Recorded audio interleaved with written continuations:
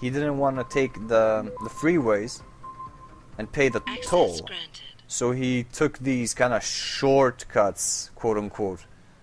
And what that did was basically he just lost even more money because we ended up getting lost and drove even more. So he had to pay even more for gas. So the moral of the story is, don't be cheap. I've been playing Deus Ex, or Deus Ex Human Revolution for quite some time now. And it took me a while. Well, it didn't take me really a while, but basically it's like this. I knew going in that there were a couple of augmentations that were more favorable over others.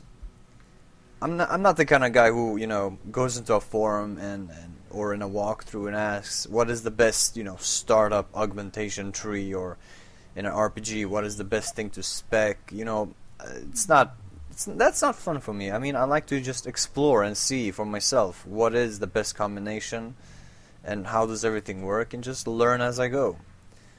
Here I discovered very early that the first thing I should have spec'd was hacking. Full hacking. Just hacking.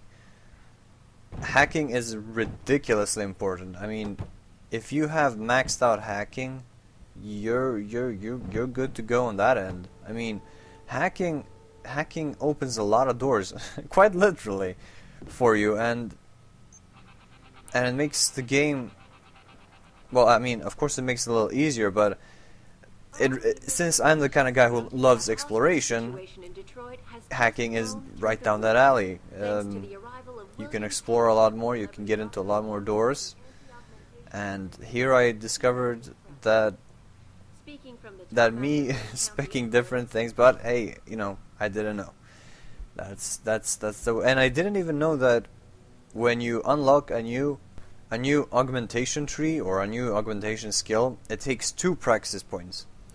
So I kind of lost a couple of points there, and later on I even spec'd the augmentation internal breather, or something, I've forgotten what it's called, the ability which gives you immunity to poison, to toxic gases and stuff. And I mean, that was just dumb. But there were a couple of times where I triggered a trap, and then it released this poison gas, and then I died, and I had to reload, and so I thought, you know, that's why not spec that, right? Why the hell not? But there are a lot better things that I could have spent those practice points on.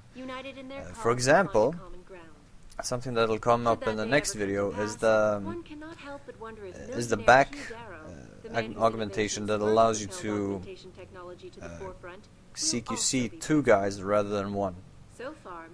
So you can neutralize 2 dudes at the same time rather than neutralize 1 and then have to neutralize another, you know. So rather than, you know, taking 1 at a time, you can just get them both at the same time. Pretty self-explanatory. And I didn't pick that, and I had to suffer for that later on, because I wanted to play through I wanted to make the first playthrough non-lethal playthrough, but oh well, what are you gonna do? What are you gonna do, right? What are you gonna do? I'll talk about that in the next video, because then you'll know what I'm talking about.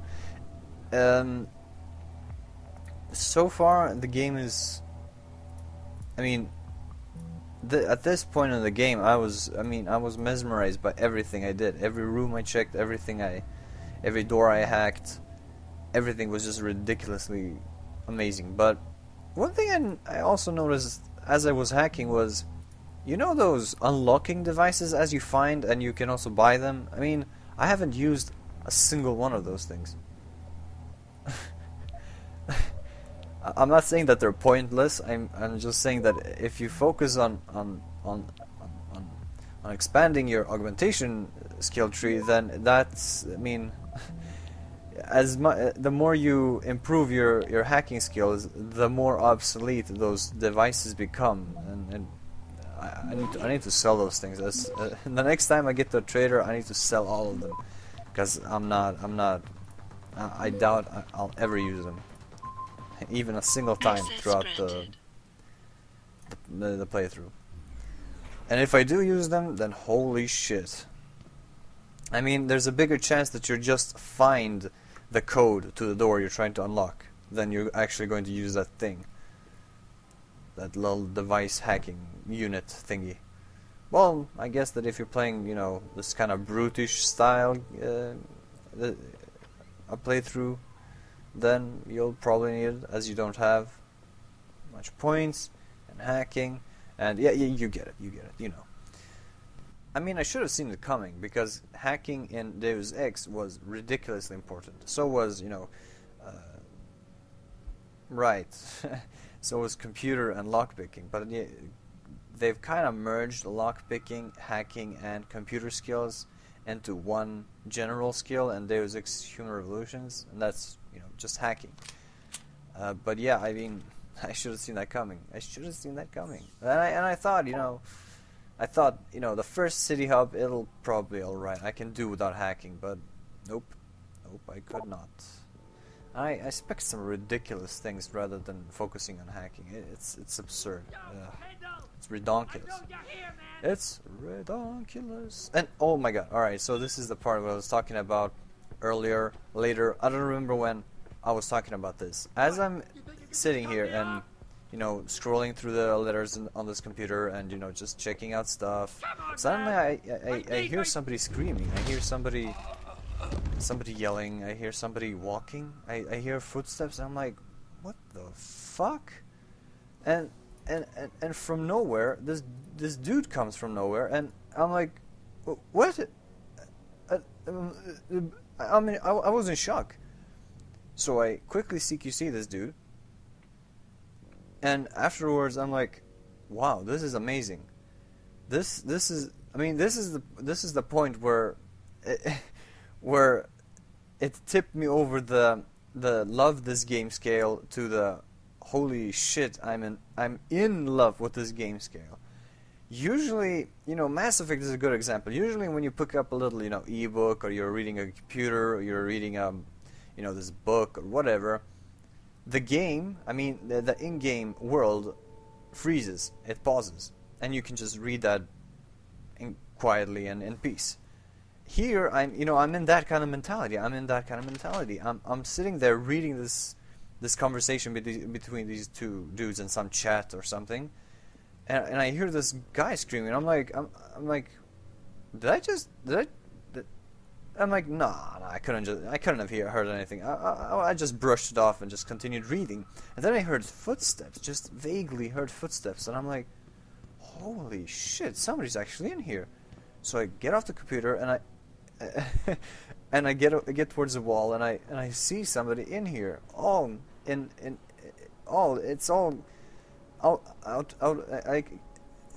You see, I'm speechless. It's all unfolding live. It's all happening live. Like, it's insane. I mean, I'm pretty sure that people are like thinking that I'm obsessing, or when you played through this part, you were like, it's nothing, get over yourself. But I don't know, I just thought it was just such an amazing, such a little... Jensen? What are you doing here? I think you know why I'm here, Tyndall. I want Corella's security footage back. I don't know what you're talking about. I'm Seraph Industries' chief of security. I'm pretty sure I can find out about an edited security tape, so don't bullshit me. Ah, shit. Listen, Jensen, I never wanted things to get this bad. I'm not a bad guy. I feel for Corella, I really do. But sometimes, for a good cause, you have to get your hands dirty. Oh, there's a good cause now? Oh, I see. You think I'm selling the stuff, right? I understand why this would seem like an obvious motive, especially to an ex-cop. But trust me, you shouldn't always take things at face value. I'm not selling the neuropazine, I'm giving it away. Giving it away? To who? To the people who need it. You think everyone gets augmented by choice? No. Shit happens. And then what? You're saddled with neuropazine injections for the rest of your life, and that shit costs money. But what choice do you have? Without the drug, you'll die. Rejection syndrome, crippling pain, that just ain't right. So I did the only decent thing to do.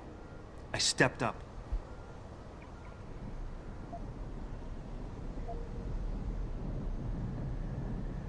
I can respect that. But blackmail is still blackmail.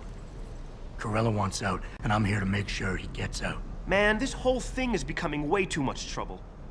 I've even got 2 local pushers on my back because they say my philanthropic actions are undercutting their profit. That's not your only problem. A gun-toting client was waiting for you in your apartment earlier. Really? In my apartment? Shit, the dealers probably sent him. Tell you what, I'll deal with the client later. You take care of the dealers, and the footage is yours.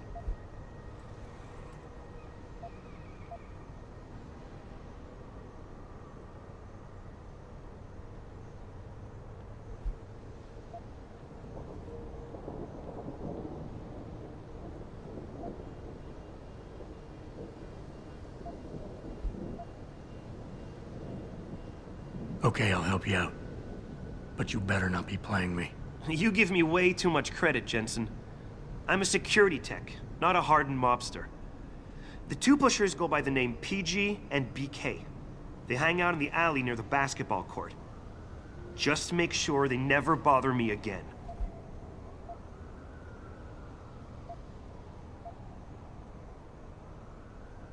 You're asking me to kill them. Well, that's a bit drastic, isn't it? But it's your call, as long as you leave me alone. The important thing is you need to take care of both of them. Subtle thing that just made the whole game experience come alive. It made it like it immersed me so much more into the experience, because that's something I feel could happen in real life. I mean, you're sitting there, you know, you're broken into somebody's home, and you're, you know, looking through, you know, you're looking for something particular. You know, you're looking behind a bookcase. You're watching. You're looking for clues in somebody's email list, or you know, whatever, and then suddenly you hear somebody coming, and you know that. What do you do then? Like, do you go and hide in the bathroom? Do you just, you know, find the nearest blunt object and bludgeon the idiot who just came in to death, or what do you do? That was the exact same situation I was put in this scene, and I loved it. It was amazing. It was so. You hear what Lazarus This is the kind of realism that I want to see more in games. I don't want to see the Grand Theft Auto 4 realism, you know, where you know the cars all handle like drunk elephants, and as you walk, you kind of slouch, or someone's gonna move in and take over. That, you know, that kind of gameplay is fine too, but it's not. That's not the kind of realism I want. I want realistic situations rather than realistic gameplay. And you know, I mean, if you build a premise, like if you build a game upon that premise, I think you can create a truly magnificent experience for the player, because it's all based on spontaneous encounters. Well, not the whole experience. I mean, that'd be kind of, or maybe that could be. But I'm not saying that, you know, everything should be just, you know, random. I mean, it should be a structured experience. It should be a scripted, linear experience. But just, look at you, man. You know, you constantly keep the player on his toes, and he can't foresee what's going on. I'm pretty sure that anybody who's played, you know, Call of Duties or Battlefields or some other single player, that they've kind of, you know, known exactly what's going to happen. And when you know exactly what's going to happen in a game, a movie, or whatever, it kind of removes all suspense. I mean, you're not equally invested in that story or that plot when you already know exactly how it's going to unfold, right? I mean, the only reason why you want to continue playing is you want to see what's, you know, you either want to see the ending because, you know, you want to see if you're actually right, or you just want to kill time and you just continue playing anyways. I mean, when a story keeps you in the dark and forces you to kind of use your intellect and just, you know, try to figure out as you get clues what's going on in the story, that's amazing. I think that's what Half-Life 2 did so exceptionally well. You know, as you walk